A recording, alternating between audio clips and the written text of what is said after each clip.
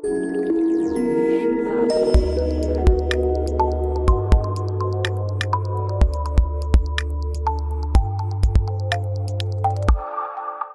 everyone, I'm Aparna. I'm Software Quality Assurance Engineer at Veritas Technologies. I have Sheryl Francis with me today. Hello everyone, my name is Sheryl Francis.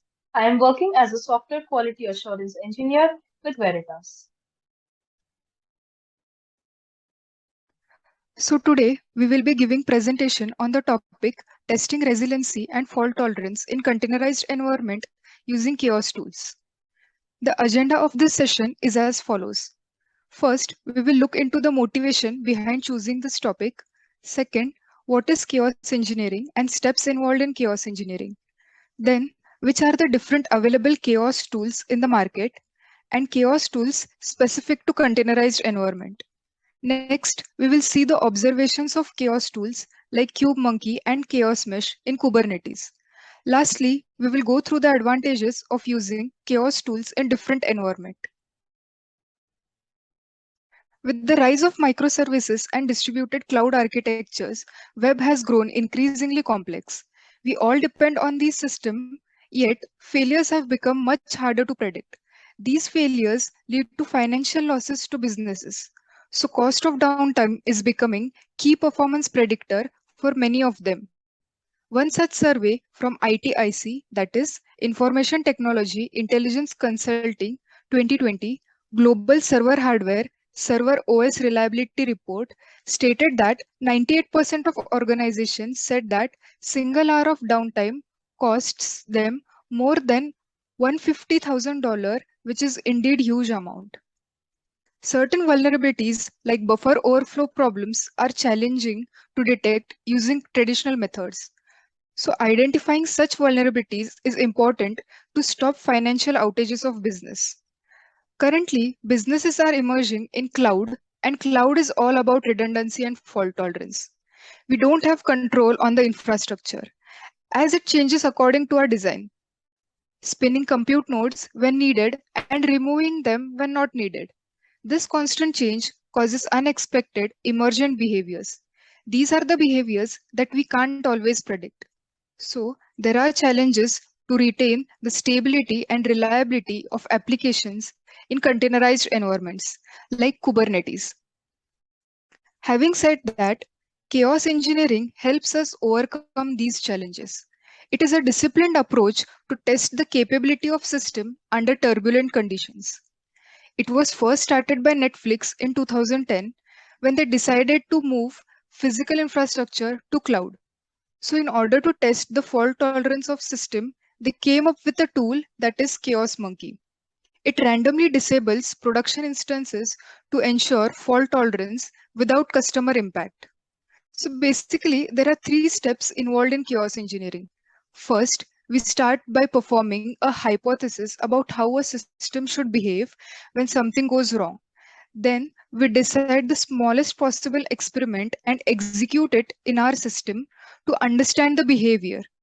So possibly there are two outcomes after inducing chaos.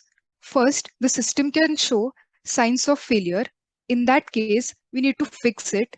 And second possible outcome is that the system remains in steady state, that is no issues are found. In that case, we can increase the disruption level in the experiment. In various chaos tools, these experiments are thoughtfully designed to limit the impact area, that is, the blast radius. So we can stop and roll back the experiment at any moment if we find the experiment is causing harm to our system. With chaos engineering, we can design failure injection experiments and compare what we think will happen versus what happens in the system.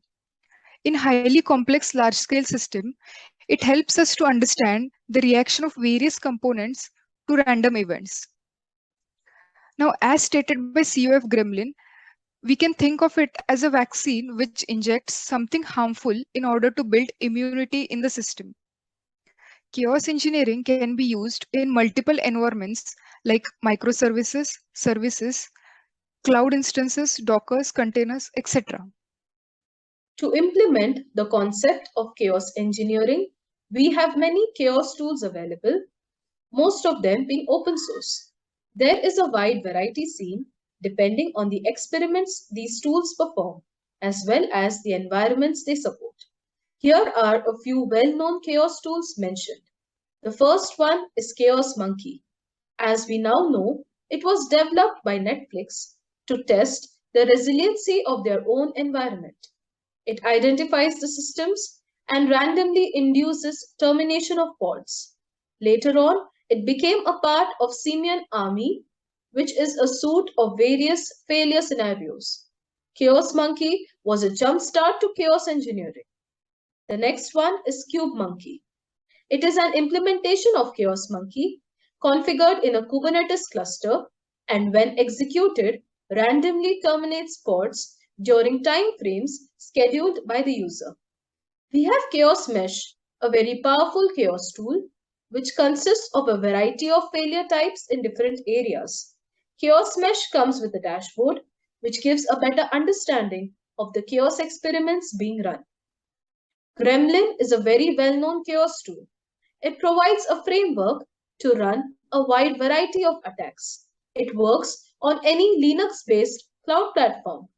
There are some attacks supported on the Windows platform too. The next one here is Chaos Kong, which was built by Netflix after the success of Chaos Monkey.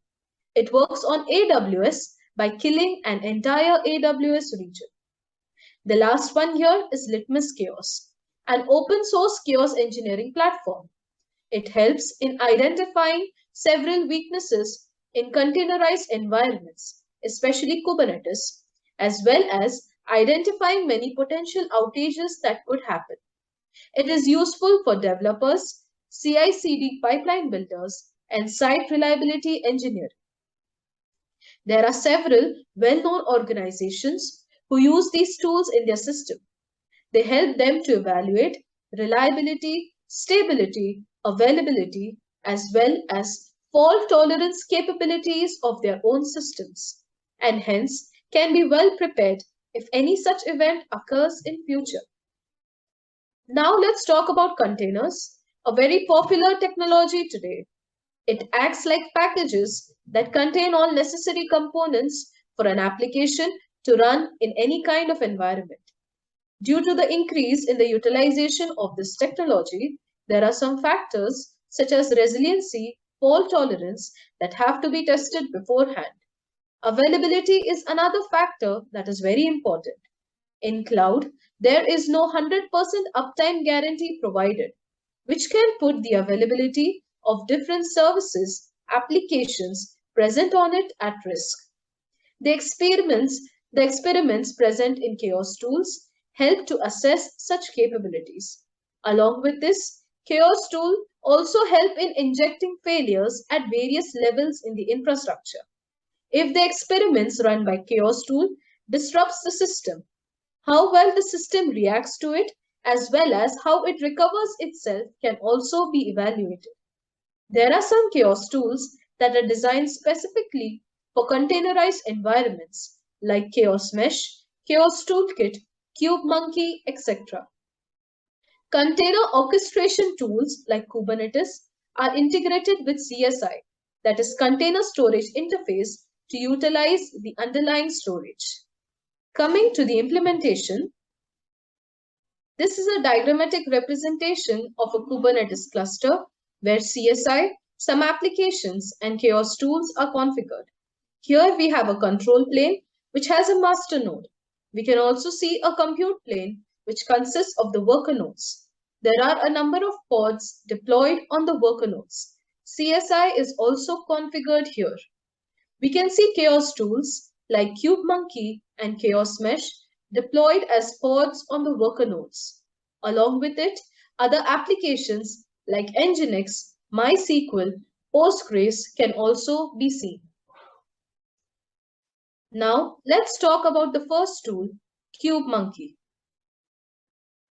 In this first scenario, we have deployed few replicas of Nginx pods on our worker nodes. We have installed and configured Kube Monkey in our Kubernetes environment.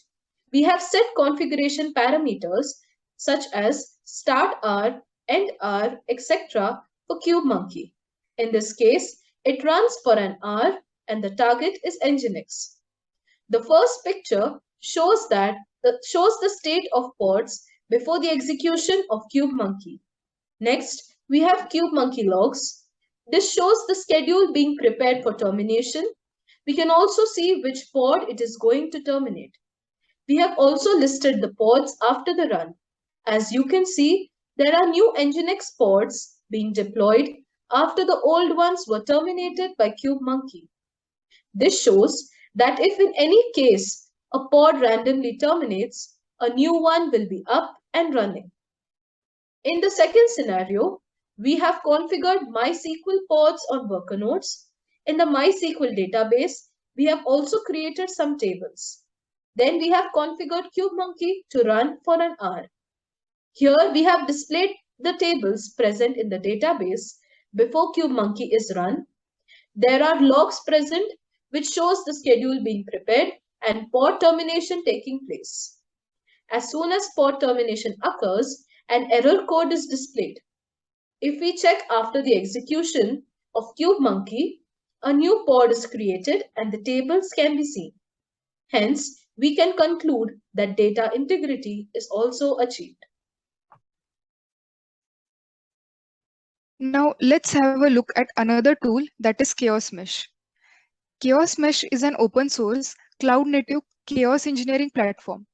It offers various types of fault simulation and has enormous capability to orchestrate fault scenarios. It supports Kubernetes environment and provides user-friendly dashboard for visualized operation that simplifies the experiments. Chaos Mesh enables user to perform series of chaos experiments, keep expanding the blast radius, and increase the failure types using chaos workflows. Also, user has the flexibility to add their own experiment scenarios on the platform. Taking into consideration these advantages, we used this tool on Kubernetes setup to induce chaos. In basic resource faults, we have many types, out of which we will look into pod chaos, stress chaos, and IO chaos. Chaos Mesh provides various basic resource faults. Among them is pod chaos. We have tested it on different applications like Nginx, MySQL, and Postgres with and without workload to check applications resiliency and data integrity. Here we have included screenshot for Nginx application deployed as Kubernetes deployment object. Currently, pod chaos supports the following fault types. First is pod failure, in which the experiment injects fault into a specified pod to make the pod unavailable for specified duration. In the image, it is shown that the pod has been restarted twice in 10 minutes duration. Second fault type is pod kill, in which the specified application pods are killed. We need to make sure that the pods are part of replica set, deployment, or stateful set in order to bring back the application online. Next we have is container kill, which kills the specified container in target pod. In the logs, we can verify that the container is terminated. Next, we have stress chaos. Stress chaos experiments that simulate stress scenarios in containers. First, we can simulate CPU load by specifying number of threads that apply CPU stress. Here in the image, it is shown that MySQL application pods are consuming more CPU, that is around 190 milliunits in default namespace. Next, we can simulate memory stress, in which the experiment will create a process in the selected container which will allocate, read, and write in the memory, occupying the amount of space as specified in the experiment. Here, the experiment was executed by specifying 3 GB of space for MySQL application pods. Then we have IO faults. By creating an IO experiment, we can simulate a scenario of file system fault. Following are the fault types. First is latency, in which the experiment causes latency in specified directory to all file system operation for specified time. Now here we have injected latency in /var/lib/mysql for 10 minutes. So the output of MySQL command is seen after almost 10 minutes. Second is fault injection, in which the experiment injects file faults into a specified directory, which gives n% probability of failure in FS operations and returns error code that we specified in the experiment. Here in the experiment, we specified error code equal to 7. Next we have is attribute override. In attribute override, fault changes the target file permissions in the specified directory with probability of n%. Now we will look into the benefits of using chaos engineering. With the help of chaos engineering, we can identify potential failures beforehand. It helps us to stop significant financial losses by preventing prolonged outages. Fewer outage will benefit end user by minimizing the disruption to services, thereby increasing the end user experience. Next, using different chaos tools, we can assess the stability and reliability of application pods that are using container storage. The planned experiment also helps us in evaluating the resiliency, fault tolerance, and built-in recovery feature of the applications present in containerized environment. It helps us to identify future issues beforehand so that we can fix them, which eventually reduces the risk. Chaos engineering is not simply a means of testing known properties, which could easily be verified with integration test. It allows performing wide, careful, and unpredicted experiments that generate new knowledge about the system's behavior, properties, and performance. Thank you.